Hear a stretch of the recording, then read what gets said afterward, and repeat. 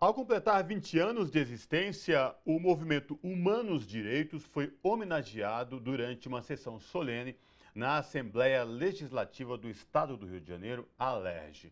O movimento foi lembrado por sua atuação em pautas-chave para a sociedade brasileira, como a erradicação do trabalho escravo e da exploração sexual infantil, a defesa da demarcação de terras dos povos originários e das ações socioambientais. Sobre essa questão, nós conversamos agora com o padre Ricardo Rezende, que é professor do Núcleo de Estudos de Políticas Públicas em Direitos Humanos da Universidade Federal do Rio de Janeiro e coordenador do Grupo de Pesquisa Trabalho Escravo Contemporâneo. Olá, padre Ricardo, tudo bem com o senhor? Prazer recebê-lo aqui no Revista Brasil TVT. Seja bem-vindo. Muito obrigado, Cosmo. Muito obrigado, Ana. Um prazer estar aqui com vocês. Vamos falar então desta linda homenagem, 20 anos de existência do Movimento Humanos Direitos, homenagem na ALERJ, com várias personalidades, políticos, artistas. Queria que o senhor trouxesse para a gente aí um panorama desses 20 anos de atuação do movimento, explicar para os nossos telespectadores como que se deu e como vocês vêm trabalhando. Então, o Movimento Humanos Direito, a ideia da criação se deu em dezembro de 2002, quando o ator Marcos Winter me mandou um e-mail dizendo que achava que era importante ter um grupo organizado de artistas, uma associação. E eu concordei com ele, respondi dizendo que sim, mas era necessário sair das intenções e fazer uma reunião para discutir o tema.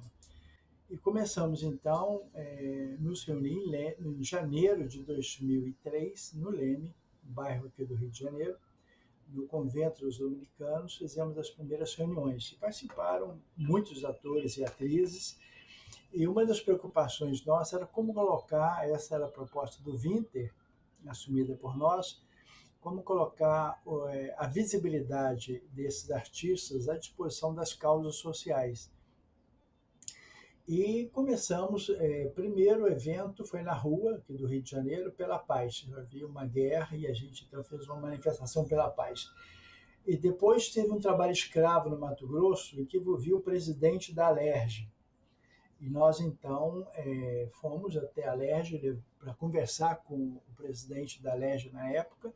Foi a Camila Pitanga, Cristina Pereira, Letícia Sabatella, Marcos Winter, diversas pessoas. Encontramos com o deputado Molon, o deputado Chico Alencar, mas não conseguimos falar com o presidente da ALERJ. Ele não nos recebeu. Então, nós voltamos lá com baldes e com água e com saco, e fomos varrer e lavar a escadaria da ALERJ. Era um gesto simbólico para dizer, olha, não dá, não pode ter trabalho escravo, né? E nós, então, definimos as prioridades do grupo especial, do Movimento Humanos por Direitos. E estava entre as prioridades o combate ao trabalho escravo, ao apoio às questões indígenas, a questão contra a violência sexual de crianças e adolescentes e a questão ambiental. Mas acabamos tendo como ênfase principal, dado o contexto, a campanha pela erradicação do trabalho escravo. E assumia, naquele ano, o governo do país, o Inácio Lula da Silva. O Lula assumia a presidência da República e o ministro, o secretário de Direitos Humanos, o primeiro, era o Nilmário. E o Nilmário, na primeira declaração dele, ele disse que mais do que combater o trabalho escravo, o governo deveria erradicar. Então tivemos encontro com o Nilmário, tivemos diversos encontros com outro ministro, que foi o Paulo Vanucci, tivemos encontro com a Marina, que era ministra de Meio Ambiente, tivemos encontros com Viegas, que era ministro também do governo Lula, ministro da Defesa, e depois tivemos com a Socorro, Maria do Socorro, tivemos diversos, a Flávia Prevezan, então nós tivemos diversos encontros com ministros e ministras, e a ideia era discutir com o governo as necessidades que se davam para combater o trabalho escravo ou trabalho escravo e também questões ambientais. Então, fomos discutir a questão da transposição, por exemplo, do Rio São Francisco. Então, nós tivemos, de um lado, o pé no Palácio, discutindo com ministros, tivemos o pé no Congresso, discutindo com parlamentares para que mudassem o artigo 149 do Código Penal, para definir o que era trabalho escravo. Apoiamos também o projeto de emenda constitucional pela erradicação do trabalho escravo, que era o perdimento da propriedade de quem usasse mão de obra escrava, e o outro pé, se um pé estava lá em Brasília, o outro pé estava na Senzala, o outro pé estava onde tinha o problema. Então, nós fizemos viagens a Rondon do Pará, a Rio Maria, a Belém, a Santo Antônio de Jesus, na Bahia. Então, os atores saíam aqui do conforto do Rio de Janeiro e se deslocavam para os locais onde havia gente ameaçada de morte ou havia problemas de muita violência e para pressionar autoridades locais no enfrentamento destes problemas. Por exemplo, em Belém, diversos atores e atrizes participaram de júri, assistiram júri onde estavam sendo julgados pistoleiros. E qual era a razão da presença dos atores e das atrizes? A ideia era infundir ao corpo de jurado uma coragem maior para agir de forma independente. A nossa presença era também para dizer para o Poder Judiciário que ele devia agir com correção, a isenção era fundamental, quem cometia crime tinha que ser condenado. Então, houve muitos deslocamentos nesses anos, e abordando diversos aspectos. Um aspecto muito importante foi dos crimes contra trabalhadores em conflito fundiário. Então, João Canuto foi assassinado, Expedito Ribeiro de Souza foi assassinado, ou pessoas ameaçadas de morte em função disso. Por exemplo, a dona Joelma era ameaçada de morte. Então, a Camila Pitanga, a Letícia Sabatella, o José Maroni, o Sérgio Maroni, estiveram lá conosco em Rondon do Pará, no sul do Pará. O Osmar Prado esteve conosco em Redenção, em Rio Maria, Xinguara, Marabá.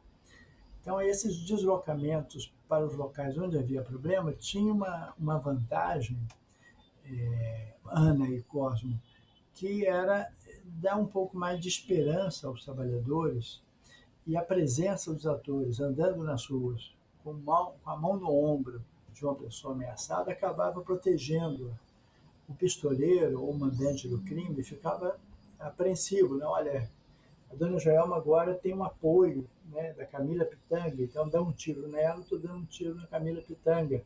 Né? Ou se eu der um tiro nesse trabalhador, eu estou brigando com Osmar Prado, estou brigando com Leonardo Vieira, estou brigando com um ou outro ator ou atriz. Então, era necessário articular alguns aspectos dessa luta. Então, uma forma era visitar Brasília e o Palácio, outra forma ir visitar as áreas onde tinha problema, né? Sair do conforto do Rio e ir para essas áreas. E aí, mas precisávamos de mais algo. Aí pensamos em instituir o prêmio chamado Prêmio João Canuto. João Canuto era um camponês que foi assassinado. Eu conheci muito ele, era muito amigo meu. Ele morava em Rio Maria, sul do Pará. E ele foi assassinado porque defendia os trabalhadores contra a violência do latifúndio.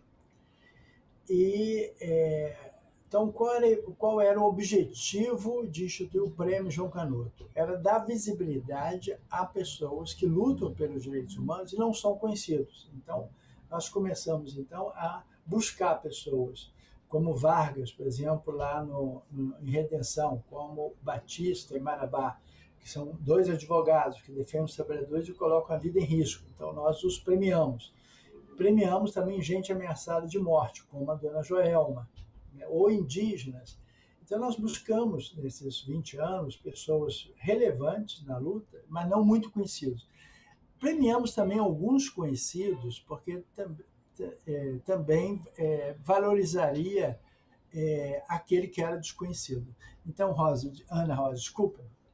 Mas, Padre Ricardo, eu queria então aproveitar que você trouxe todo esse panorama, a riqueza do trabalho do movimento, nesse marco dos 20 anos da organização, de toda essa construção de luta que vocês fizeram.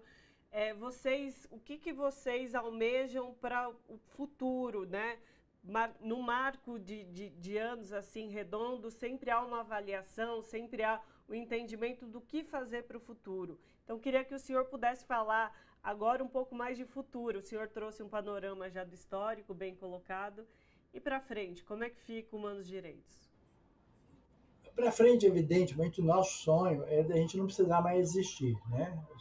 Esse era o nosso sonho, não precisar mais ter o movimento Humanos por Direitos, porque os direitos seriam já uma realidade. No entanto, nós sabemos que quem luta pelos direitos humanos tem que estar sempre acordado, porque se a gente não luta, os direitos humanos retrocedem. Da mesma forma que os direitos humanos são construções sociais, eles também podem ser desconstruídos. Então, esse é um desafio.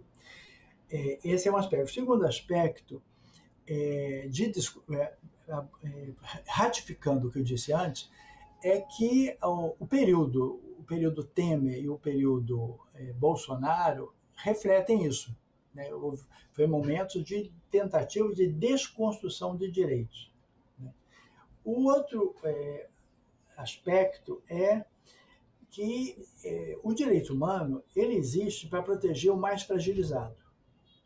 Esse é o objetivo. Né? Não é para defender o mais forte, é defender o mais fragilizado, é ter empatia por aquele que não tem os instrumentos ou de conhecimento, ou econômicos, né, ou políticos para se defender. Então, o direito deve organizar isso, né, e proteger. Vou dar um exemplo, a gente apoiou muito a questão da mudança legislativa na questão do trabalho escravo. De fato, o artigo 159 mudou. Tem uma definição avançada, né, que se deu em 2003. Posteriormente, houve a aprovação da PEC do trabalho escravo. Então, um projeto de emenda constitucional que previu a perda da propriedade de quem utilizasse mão de obra escrava. No entanto, por exemplo, essa PEC do trabalho escravo, que já foi aprovada, ela não foi resolvida, porque precisa ser definido quem vai aplicar a lei. Mas com esse Congresso, se a gente discutir isso, levar isso para o Congresso, talvez nós vamos retroceder e não avançar, porque o Congresso é muito conservador.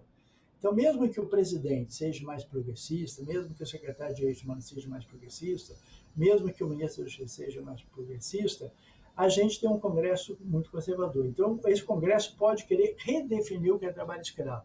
E aí a gente pode ter um tiro no pé, não vai ser vantagem nenhuma regulamentar essa lei que foi aprovada. Então, nessa história da vigilância, a gente tem que estar muito atenta.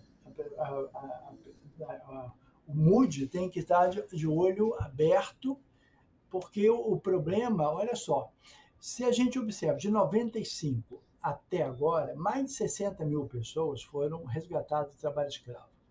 Isso significa um lado positivo, a gente pode aplaudir. Aplaudir o quê? Os auditores fiscais estão funcionando, os procuradores de trabalho estão funcionando. Mas, ao mesmo tempo, como afirma uma das pesquisadoras do Grupo de Pesquisa de Trabalho Escravo, a Natália Suzuki, revela também um outro problema. Se ainda está resgatando gente, é porque o problema persistiu.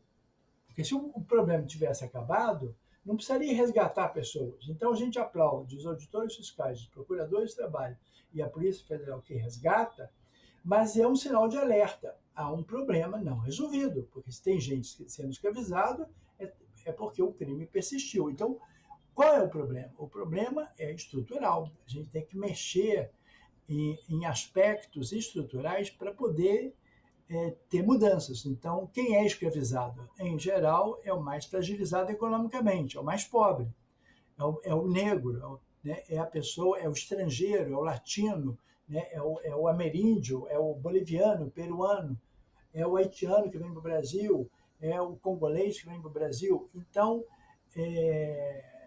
isso é um alerta. E tem que ter medidas estruturais. Eu ouvi agora o final da entrevista do ministro Paulo Teixeira, né, falando de reforma agrária. A reforma agrária, por exemplo, é uma das medidas. É suficiente de forma alguma. Nós temos que desconcentrar a riqueza, nós temos que fazer mudanças significativas para tirar as pessoas da pobreza, do desemprego, né, e da fome. Porque ali tem a parte principal da gente mais facilmente aliciável. Com certeza. Conversamos com o padre Ricardo Rezende, que é professor do Núcleo de Estudos de Políticas Públicas em Direitos Humanos da Universidade Federal do Rio de Janeiro, a UFRJ, e coordenador do Grupo de Pesquisa Trabalho Escravo Contemporâneo, que falou conosco do marco dos 20 anos do movimento Humanos Direitos. Padre Ricardo, muitíssimo obrigado pela sua participação conosco aqui hoje. Obrigado, até mais. Queria parabenizar a Dira, né, porque ela coordena o MUD, né, que ela e os anteriores a ela, né, eu não posso, eu andei citando gente, mas tem uma falha, não devia ter citado ninguém, porque muita gente envolvida nesse trabalho e tem muitos aliados. Mas muito obrigado, até mais. Abraço. Com certeza, abraço. Tchau.